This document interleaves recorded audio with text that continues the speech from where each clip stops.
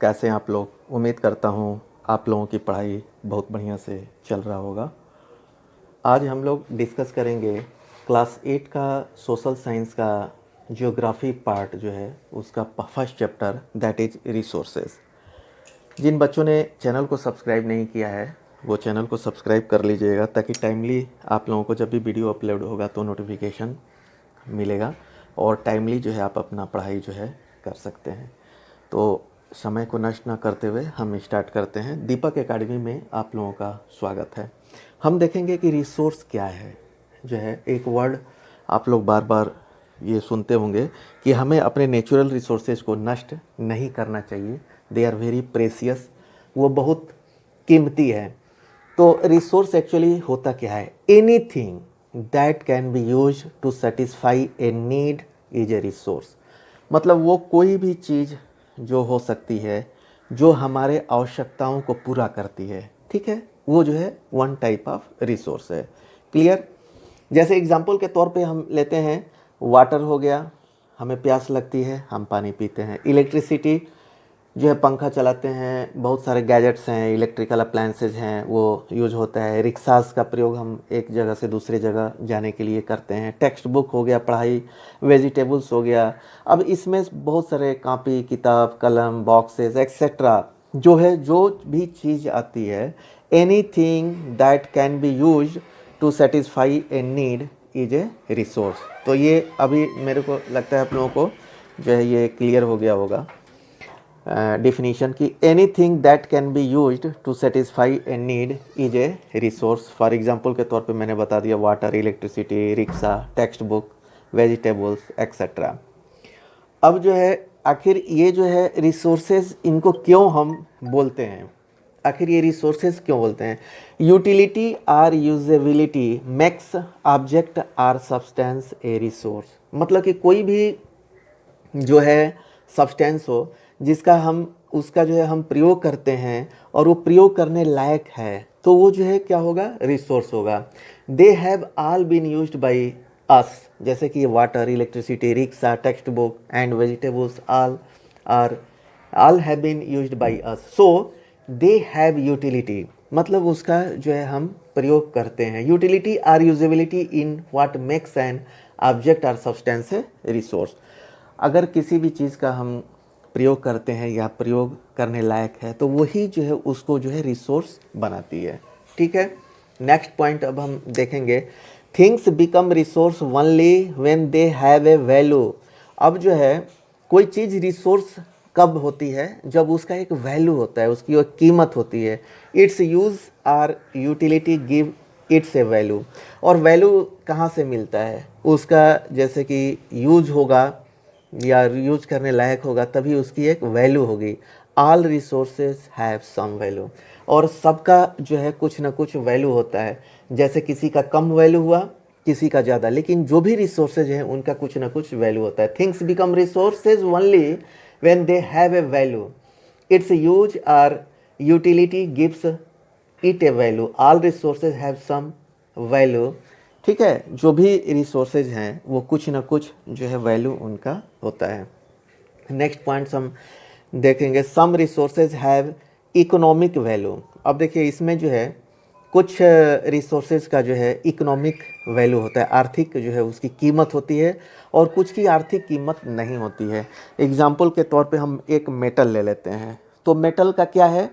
एक जो है इकोनॉमिक वैल्यू है मार्केट में। एंड ब्यूटीफुल लैंडस्केप, जैसे ब्यूटीफुल लैंडस्केप जो है उसका भी जो है कोई इकोनॉमिक वैल्यू जो है ज़्यादा नहीं है, उसका कोई इकोनॉमिक वैल्यू नहीं है, लेकिन वो रिक्वायरमेंट की आइटम है। ठीक है, तो कुछ रिसोर्सेज ऐसे होते हैं जिसका इकोनॉमिक वैल्यू होता है और कुछ का इकोनॉमिक वैल्यू नहीं होता है। जैसे कि हमने वैल्यू मीन्स क्या होता है? वर्थ, मतलब कि उसकी कुछ कीमत होती है। Some resources have economic value, some do not. For example metals may have an economic value, जैसा कि हमने एग्जाम्पल्स में देखा कि मेटल जो है एक इकोनॉमिक वैल्यू है। ए ब्यूटीफुल लैंडस्केप में नॉट बी, और जो है ब्यूटीफुल लैंडस्केप जो है वो इकोनॉमिक वैल्यू उसका नहीं होगा। But both are important and satisfy human needs. लेकिन मेटल्स भी हमें ह्यूमन नीड्स है और ये ब्यूटीफुल लैंडस्केप भी ह्यूमन नीड्स है। लेकिन ये जो है मेटल्स का जो है इकोनॉमिक वैल्यू है और ब्यूटीफुल लैंडस्केप का जो है इकोनॉमिक वैल्यू नहीं है। तो कुछ जो है रिसोर्सेज होते हैं जिनकी इकोनॉमिक वैल्यू होती है, कुछ की नहीं होती है। क्लियर। अब जो है नेक्स्ट देखते हैं, some resources can become economically valuable with time. ठीक है, कुछ जो है रिसोर्सेज जो है इकोनॉमिकल वैल्यूएबल हो सकते हैं टाइम के अनुसार, या जो है हो सकता है कि आज उनका इकोनॉमिक वैल्यू ना हो लेकिन आगे चल के उसका इकोनॉमिक वैल्यू हो सकता है। फॉर एग्जांपल्स के तौर पे हम देखते हैं, some resources can become economically valuable with time.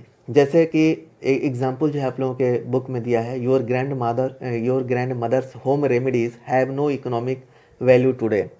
ठीक है, जैसे कि कोई भी अगर होम रेमेडी हम प्रयोग करते हैं किसी बीमारी के लिए, जैसे सर्दी खांसी जुकाम के लिए कोई काढ़ा जो है बनाए, उसका इंग्रेडिएंट डाल करके और वो बहुत हेल्पफुल हुआ, तो उसकी इकोनॉमिक वैल्यू जो है नहीं होगी उस समय। But if they are patented, और उसको जो है हम पेटेंट करा लेंगे, उसकी एक रिकग्निशन जो है उसको मिल जाएगा, and sold by A medical firm tomorrow, और वही जो है अगर कोई मेडिकल फर्म जो है उस इंग्रेडिएंट को बना करके जो है बेचे, तो they could become economically valuable, तो वो जो है इकोनॉमिक वैल्यूएबल हो सकता है। तो ये पॉइंट्स आप लोगों का क्लियर हो गया कि some resources can become economically value with time. हो सकता है कि अभी उसकी इकोनॉमिक वैल्यू ना हो, बट लेटर जो है जा कर के बाद में वो जो इकोनॉमिक वैल्यू उसका हो सकता है। Time and technology are two important factors than can change substances into resources. समय के साथ और with the help of technology, ठीक है, ये दो इम्पॉर्टेंट फैक्टर हैं जो कि किसी भी सब्सटेंस को रिसोर्सेज में चेंज कर सकते हैं। ठीक है, and people are the most important resources, और जो पीपुल इटसेल्फ, आवर सेल्फ जो है मोस्ट इम्पॉर्टेंट ऑफ रिसोर्स हैं, क्योंकि their ideas, knowledge, invention and discoveries that lead to the creation of more resources. मतलब कि इन्वेंशन होता है, ह्यूमन बींग्स ही करते हैं, ठीक है, डिस्कवरी करते हैं, तो इससे जो है मोर रिसोर्सेज का क्रिएशन होता है। ईच डिस्कवरी और इन्वेंशन लीड्स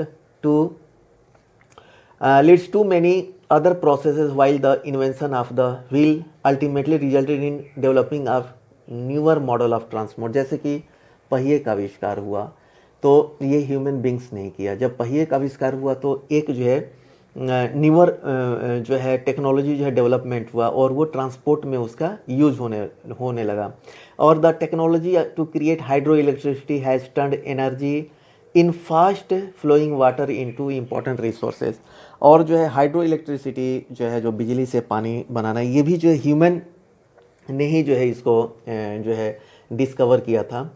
तो इससे जो है हमें ये क्या पता चलता है कि people are the most important resources.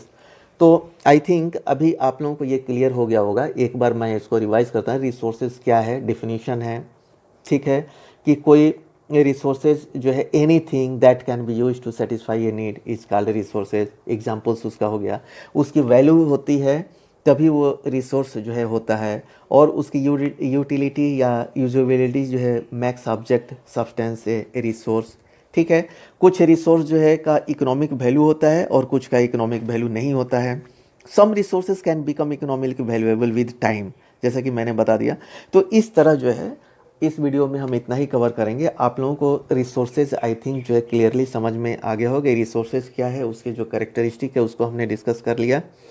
जिन बच्चों ने चैनल को सब्सक्राइब नहीं किया है वो चैनल को सब्सक्राइब कर लीजिएगा, ताकि वीडियो और बेल आइकन को दबा दीजिएगा, ताकि वीडियो जो है आप लोगों को टाइमली मिलता रहेगा और आप अपनी पढ़ाई जो है टाइमली कर पाएंगे। इस चैप्टर के एक्सरसाइज के आंसर हमने अपने साइट www.fullexpand.com पे अपलोड कर दिया है। वहाँ से जा कर के आप लोग जो है नोट डाउन कर सकते हैं और टाइमली जो है अपनी पढ़ाई को पूरा कर सकते हैं। इस वीडियो में इतना ही। Okay, thank you.